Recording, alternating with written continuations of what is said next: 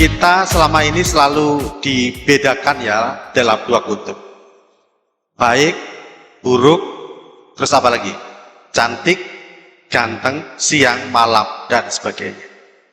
Kita misalnya melihat bahwa fenomena baik itu belum tentu baik bagi orang lain. Sementara buruk bagi orang lain belum tentu buruk juga bagi diri kita sendiri. Nah, bagaimana kita maknai ini? Cara pandang kita biasanya dipengaruhi oleh siapa? Keluarga, orang tua, komunitas, teman, pasangan, apalagi semuanya mempengaruhi kita. Mungkin bacaan kita juga akan berpengaruh. Nah, ini saya juga ingin mengajak kawan-kawan mengingat ya sebuah tragedi kemanusiaan. Bagaimana kalau kita di Malang ya kemarin ini 137 orang meninggal. Ini adalah nyawa, bukannya sekedar catatan statistik, angka-angka.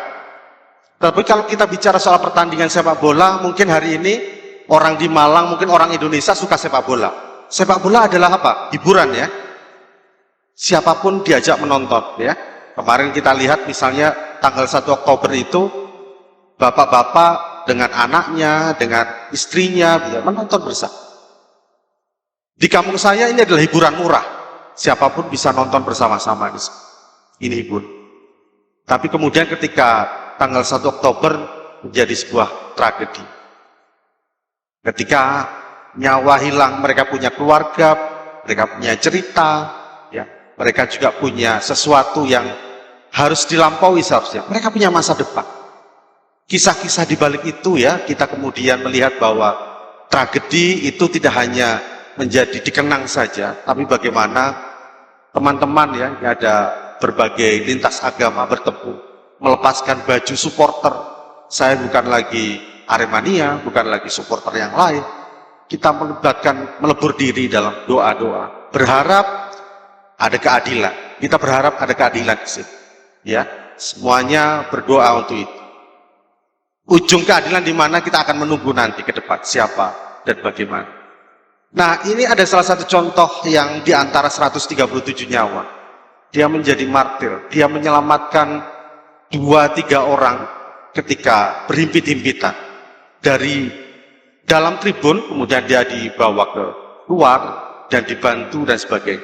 Dia kembali lagi menyelamatkan orang lain dan kemudian ditemukan meninggal di salah satu rumah sakit di Pancen. Yanto B ini sosoknya memang gagah, usianya 3 bulan tahun, tapi pikirannya ini adalah anak-anak. Tapi di balik kekurangan dia punya sesuatu, rasa cinta kasih, belas kasih dan menyelamatkan orang. Jadi sesuatu yang kira-kira berbeda itu juga bisa dilihat maknanya seperti itu. Dan saya belajar sebagai seorang jurnalis bagaimana memaknai sebuah karya jurnalistik. Itu bukan hanya fungsi pers sebagai bagian dari informasi, kemudian memberikan hiburan, memberikan edukasi, kontrol sosial. Tetapi bagaimana kawan-kawan ketika karya-karya jurnalistik itu juga mampu mengubah keadaan, mampu membuat sebuah sesuatu yang berbeda. Saya mengenal jurnalisme positif itu berangkat dari apa? Dari fenomena. Hari ini mungkin kawan-kawan sudah akrab ya dengan gawe, setiap hari tidak bisa dilepas. Bangun tidur apa yang kawan-kawan lakukan? Mencari HP. Ngapain kira-kira? Cek WA ya, minimal mencari informasi teman kita atau yang lain. Nah, kemudian informasi berseliweran.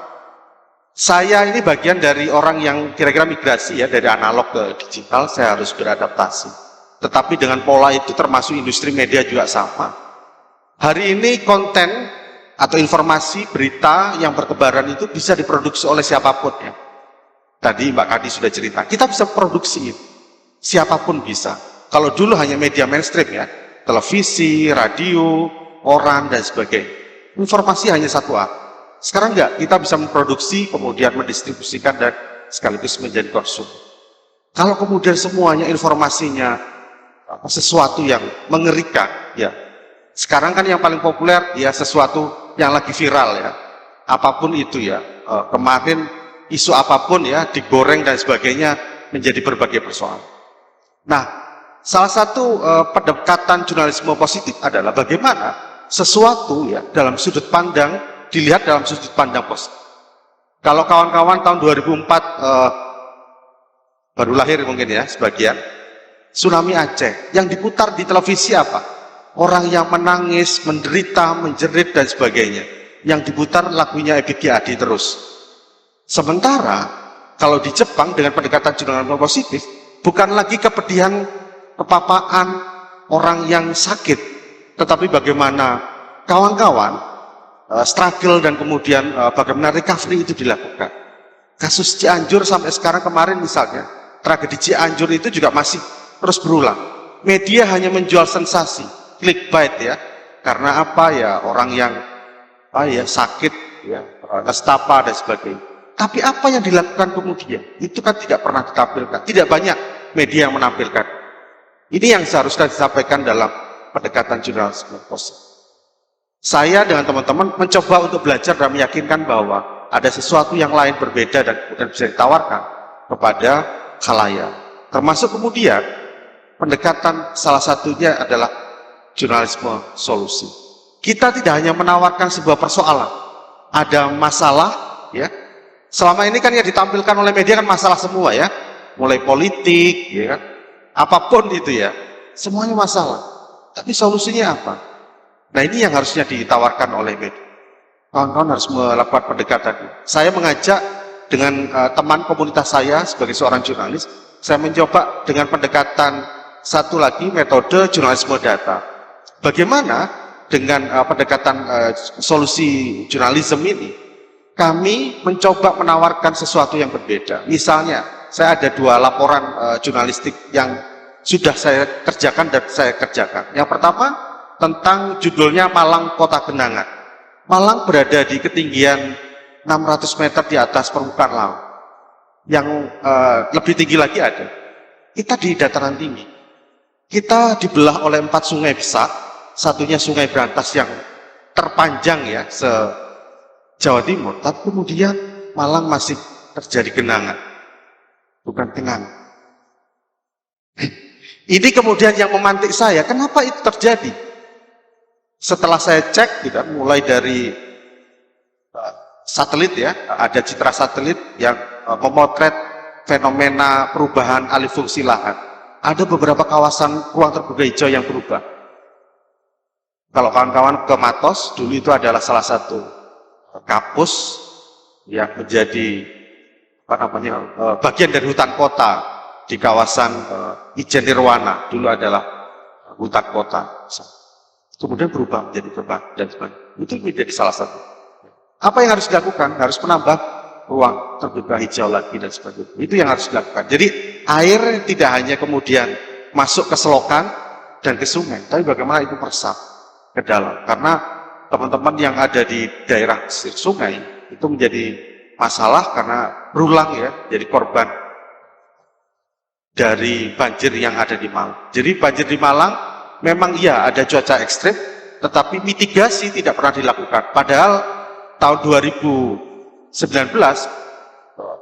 pemerintah ya melalui Kementerian PUPR itu telah melakukan mitigasi penelitian bahwa diramalkan 30 tahun ya 2030 itu akan Malang akan tenggelam atau sering banjir. Ada yang pernah ke Candi Jajagu atau Candi Jago? Belum, silahkan ya kalau mau ke Bromo mampir ke satu candi di sini. Ini dibangun abad ke-13. Ini adalah simbol perdamaian. Jadi bagaimana konflik ya, dulu ada konflik keyakinan gitu, 2 agama, kemudian dipersatukan di sini. Ini juga simbol bagi pendarmaan seorang raja Singasari, namanya Wisnuwardana. Dan yang menarik, candi ini menjadi pemersatu, perekat kita. Jadi leluhur kita itu sudah menawarkan ya sebuah solusi, menawarkan sebuah cara gitu ya untuk berdamai dengan komunitas, dengan keyakinan dan sebagainya. Nah, di dalam relief ya di dalam Candi Jajagu. Jajagu ini dari bahasa Sanskerta artinya keagung. Ini ada relief namanya relief Kunjara Karna. Ini ada cerita seorang raksasa namanya Kunjara Karna. Dia bersemedi di bawah kaki Gunung Semeru dan kemudian dia berdoa kepada Tuhan, kepada dewa supaya diberikan kesempurnaan menjadi seorang manusia, karena dia menganggap bahwa raksasa ini adalah simbol buruk, sementara manusia ini adalah simbol yang baik, yang paling sempurna. Dan kemudian di dalam ceritanya ya, Kunjara Karna itu ini adalah cerita, kalau sekarang itu kita melihat ya, di agama itu pasti ada cerita surga dan neraka. Sini ada cerita ada surga dan neraka. Sebelum menjadi sempurna, dia harus menebus kesalahannya ya dengan siksaan-siksaan. Ada cerita-cerita bagaimana dia harus disiksa kita untuk supaya menebus dosa-dosa. Sampai kemudian jadi. Hari ini saya pikir tidak harus menjadi sempurna kita bisa berbuat baik kepada orang lain.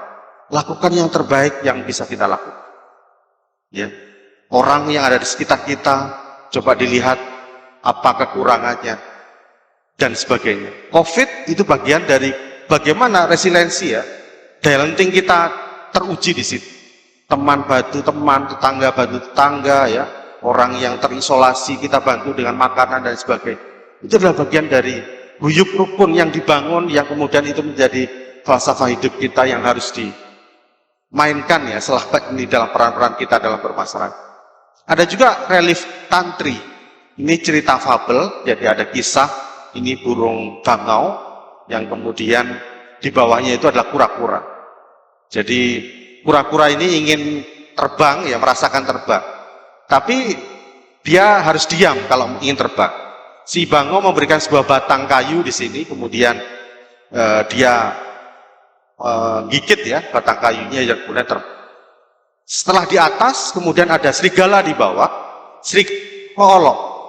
Bagaimana itu kura-kura kok terbang? Nah, saking semangatnya, kura-kura langsung membalas olok. Apa yang terjadi kalau kemudian sang kura-kura ngomong? Dia jatuh dan makan oleh serigala.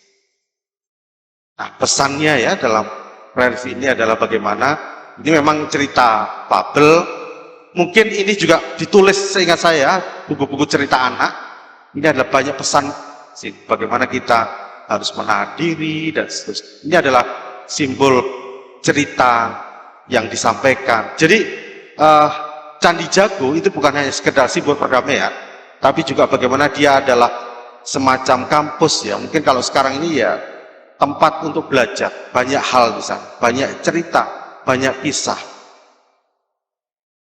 Nah, di balik setiap kelemahan ada potensi. Ada yang sudah pernah ke Pujon Kidul? Seorang Pak Udi, kepala desa, awal menjadi kepala desa, dia punya tantangan pertama adalah kemiskinan. Miskinnya paling banyak di sana. Terus yang kedua, pendidikannya rendah. Untuk penduduk yang bisa sampai mengenyam pendidikan tinggi, itu bisa dihitung dengan jari. Yang ketiga adalah akses air bersih.